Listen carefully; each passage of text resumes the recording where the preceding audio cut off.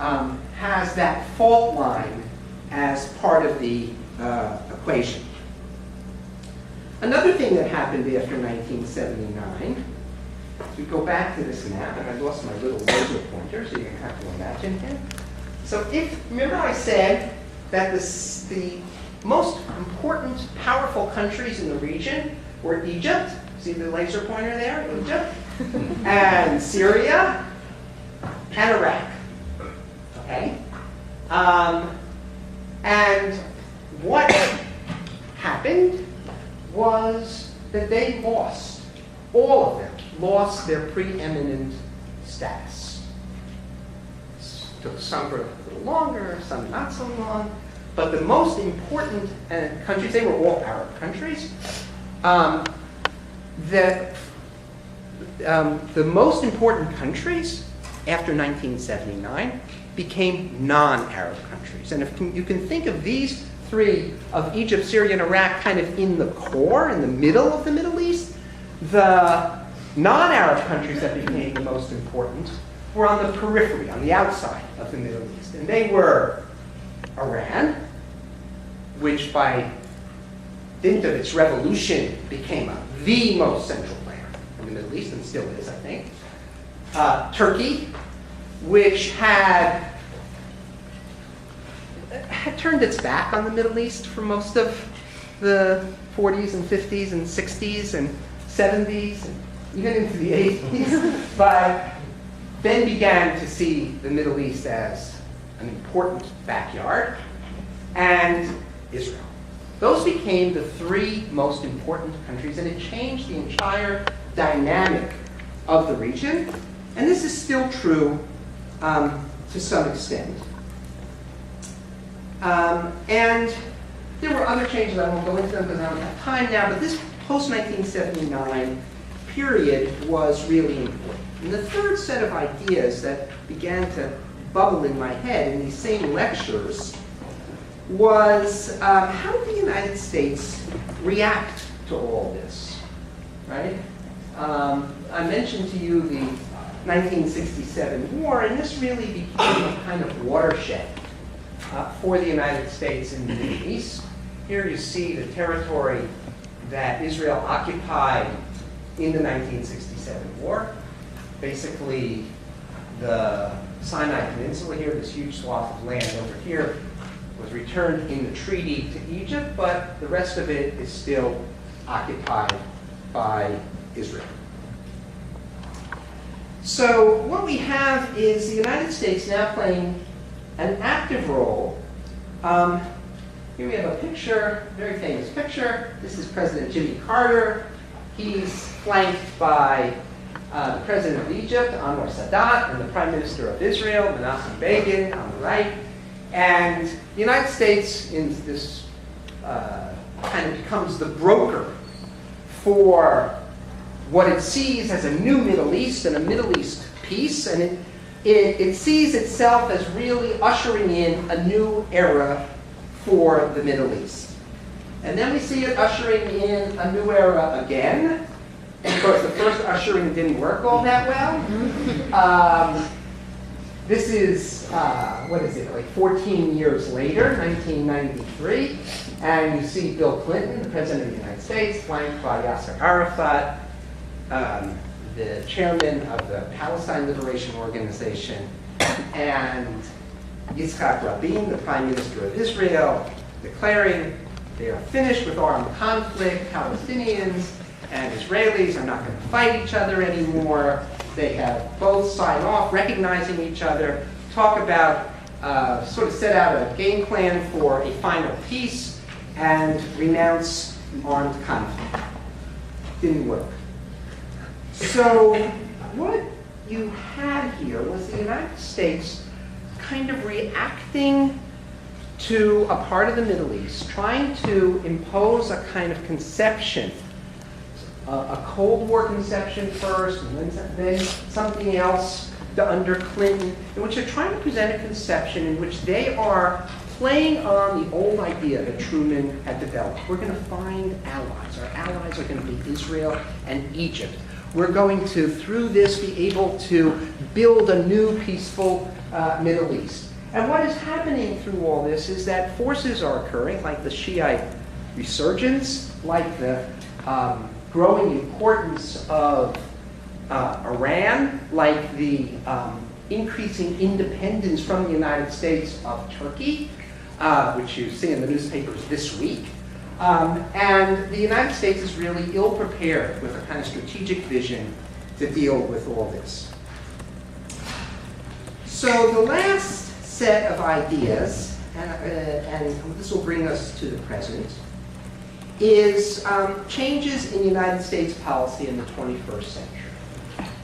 Basically, this idea that had been set out first by Roosevelt of shared governance, and then honed by Truman of finding strategic partners in a region and working with those partners, giving the partners a lot of autonomy, a lot of leeway to do their own thing.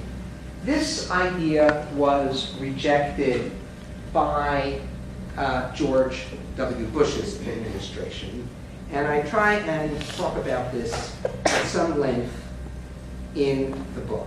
Now, what prompted this? Because Bush himself actually gave no indication in the presidential campaign that he was going to make a major change in American foreign policy worldwide.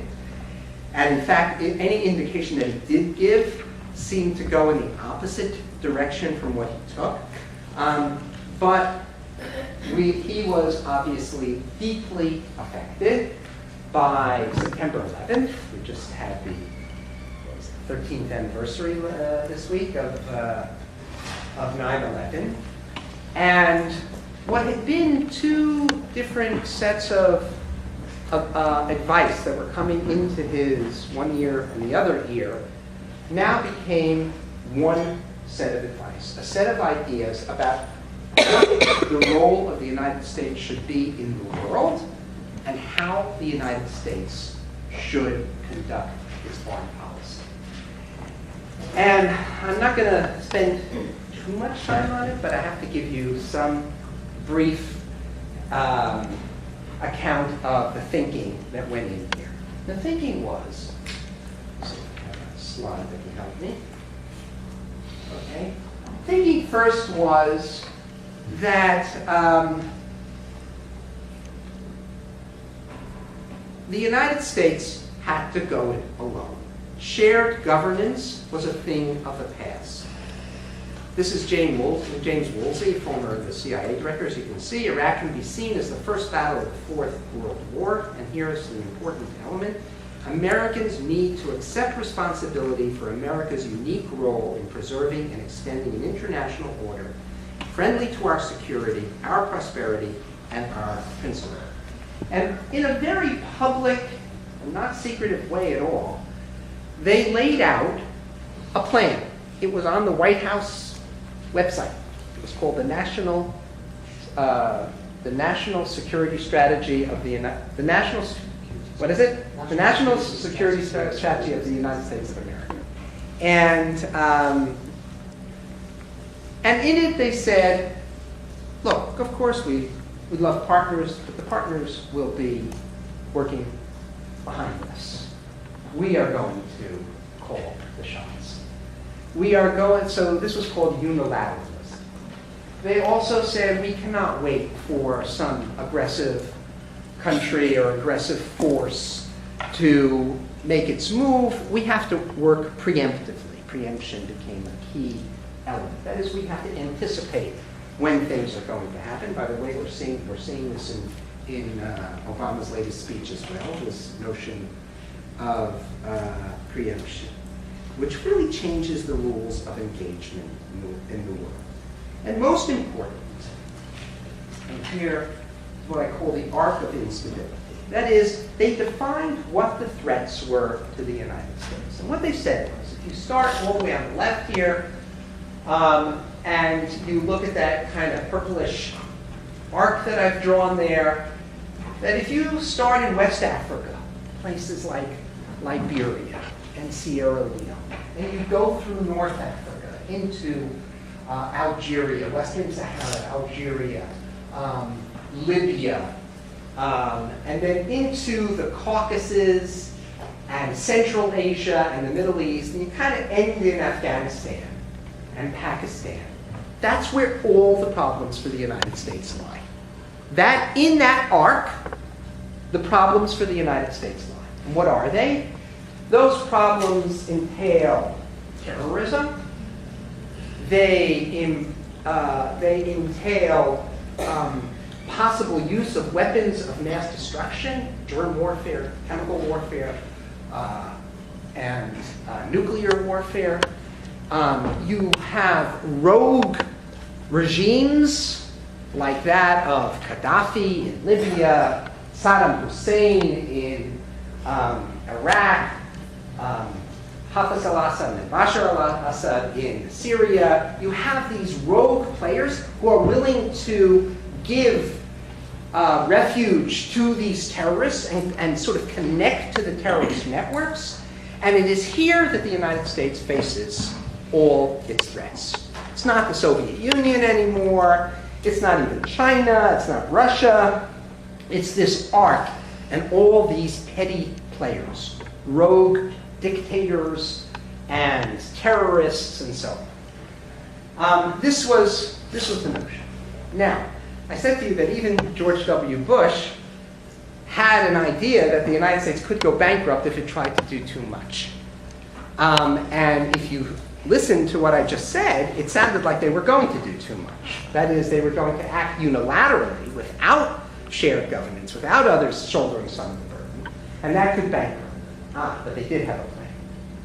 And their idea was this: we don't have to go get every terrorist and every rogue dictator in this arc of instability. Rather, you have to find the leverage point. You have to find the right place to intervene. And if you find the right place to intervene, and you can actually get rid of the rogue dictator and break the terrorist networks and get hold of the weapons of mass destruction in that one place, it's going to have a reverberating effect through the entire arc, so that other rogue dictators and terrorists will quake in their boots, they will give up their nuclear weapons, they will become good Democrats. I'm making a little bit of fun here. It was actually, these were very smart guys. I don't think it was such a smart plan, but that's just my opinion. And so, what was going to be the lever? Just what Woolsey said. If we go back to that slide for a second, it was going to be Iraq. Iraq was going to be the lever. The first battle of the Fourth World War that was going to unleash the forces that would reverberate through the arc of instability. Yeah. Why do you call that the Fourth World War, not the third? He's thinking of the Cold War as the third.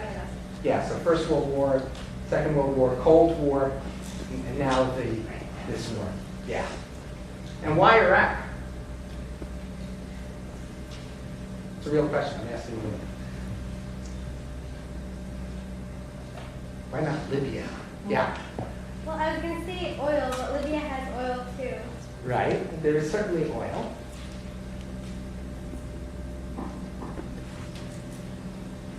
Go ahead. It was easier to sell to the American people. And because of the war that they had in Iraq in 1991, yes, I think it is an easier sell. Saddam Hussein had been demonized just a decade before, so yes, I think that was an easier sell. Go ahead. Iraq is closer to Israel, so to protect Israel. Yeah, Libya's pretty close to Israel too.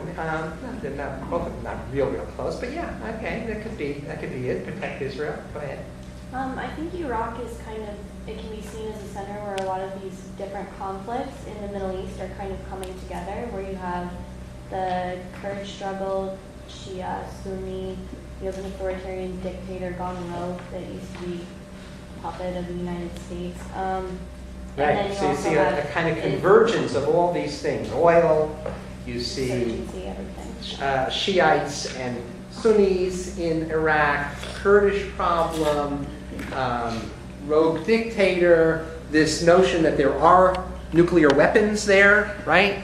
And that there are chemical weapons there, and okay. And also, these guys had a personal vendetta against Saddam Hussein. Now, there's no doubt about that as well. So they sort of blew him up in their minds. He had tried to, they had uncovered a plot where Saddam Hussein had been behind a group that was going to assassinate the older George Bush, the first President Bush. And so he had become the real boogeyman of this. So they felt that if they could undertake regime change, which they did in Iraq, this was going to have reverberating effects. Now, let me just say on their behalf that Libya, almost immediately afterwards, gave up its nuclear weapons. So there were revolutions that began in Central Asia. They called them the color revolutions or the tulip revolutions. They have a variety of names to them. And the thinkers who had devised these plans said, see, it's really happening. It is this lever. It is having these effects. And by the way, when the Arab Spring took place in 2011, they said, you know, this is just an outcome of what we did in Iraq. It really showed the people of the Middle East that they could be free, that they could be democratic, and so on. So this argument has carried forward.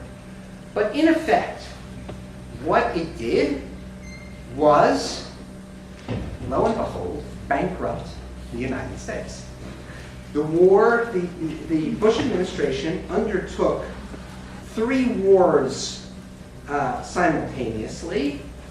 And although President Bush declared mission accomplished, in fact, what you had was a war in Iraq that they had estimated would cost $1 billion. And then they later estimated $5 billion. Then they later estimated $50 billion. And it probably, if you add up all costs, with the Afghan war and the war on terror, has cost something like $5 trillion. And that's enough to bankrupt even a country like the United States. Now, I would argue, and I do in the book, that of course the financial crisis that occurred in 2007 and 2008 was precipitated by the subprime mortgage issue. But I would argue that, in fact, if you look at long-term, what had taken away the resiliency of the American economy to be able to deal with an issue like the subprime mortgage crisis, like it had, let's say, in 1990 with the savings and loan crisis, a very similar kind of crisis. The United States was able to weather that and not weather it in 2007, and we're still paying the price of the Great Recession that occurred then, is that the money that the United States spent, the bankruptcy that the United States underwent because of this war. So I'm going to conclude. How am I doing here? We're doing okay? Okay, so I'm going to conclude with a few words, maybe more than a few, on Obama and where we stand today, but really open it up to conversation on what's happening today, because so much has happened in the Middle East in the last few months since I wrote this book, and it's why I vow never to write a book like this again. So Obama's initial belief when he came into office was that Bush had made a terrible mistake. Not only a terrible mistake in entering the war in Iraq, which Obama termed the dumb war, but had made a bigger mistake in that he had abandoned the traditional tools that the United States had used to play its role in the world.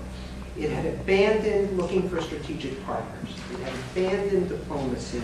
It had abandoned traditional alliances. It had, and you know, I have a very vivid recollection of talking to an Undersecretary of State during the Bush administration. And he was talking about our strategic partners, Britain and Germany, and he was adding France in there too. And he was talking about them with such disdain. Like, they called them the old Europe, right? They called them the old Europe. They're decrepit, they can't help us. What are they going to do for us? And what Obama was trying to do was to revive those old relationships and alliances. He had a renewed effort, as all of you know, to solve the Israeli-Palestinian conflict. He wanted to recognize and strengthen moderate Islam, promote democracy. And we have to say that on almost all fronts, he failed. That Obama really failed. We, by the way, did not get Palestinian-Israeli peace, which I think you know. The kind of diplomacy that he undertook in the Middle East in particular was not very effective. There looked like there was this moment during the Arab Spring when the promotion of democracy and the movement forward towards a moderate Islam seemed to be taking hold, but that is all dissipated. And so what you have is now a Middle East in which we have the disintegration of the regimes that we knew. Libya is disintegrating. Yemen is disintegrating. Syria and Iraq are disintegrating. This is a major, major sea change in the region as these countries disintegrate. That disintegration, particularly in Syria, has opened the way for all kinds of new jockeying in the Middle East, particularly two fault lines. One, the Sunni-Shiite split became extraordinarily important as countries lined up with each other, either on the Shiite or the Sunni side. The Shiites tending to support the regime of Bashar al-Assad, the actual government of Syria. The Sunnis tending to support the resistance and revolution against him. And all kinds of countries lining up on either side supporting those various elements. Iran, Hezbollah, supporting the Syrian regime, Egypt, Saudi Arabia, Qatar, and others supporting the Sunni elements. So that's the first fault line. The second fault line was within the Sunni world, in which you had three kinds of factions developing, and these could be seen in Egypt, but they're also reproduced in Syria and elsewhere. One is a kind of modern, I don't know what you want to call it, secular, I hate to use that word secular, I don't really believe in it, but secular elements promoting democracy and all the kinds of things that the United States likes. A second element, which we might call a kind of moderate Islam, and there are various elements, and it's a pretty wide spectrum. I would even put the Muslim Brotherhood in that category. And a third, a kind of jihadist movement like Al-Qaeda and ISIS and a variety of others. And this splintering has left the United States in a position where there's not much it can do. There are calls by John McCain and others for the United States to do this and that, and we're sitting back and so on. But the United States' ability to actually influence the region has diminished considerably under these new circumstances, coupled by the United States' financial crisis and the perception of it as less interested in the world than it was before.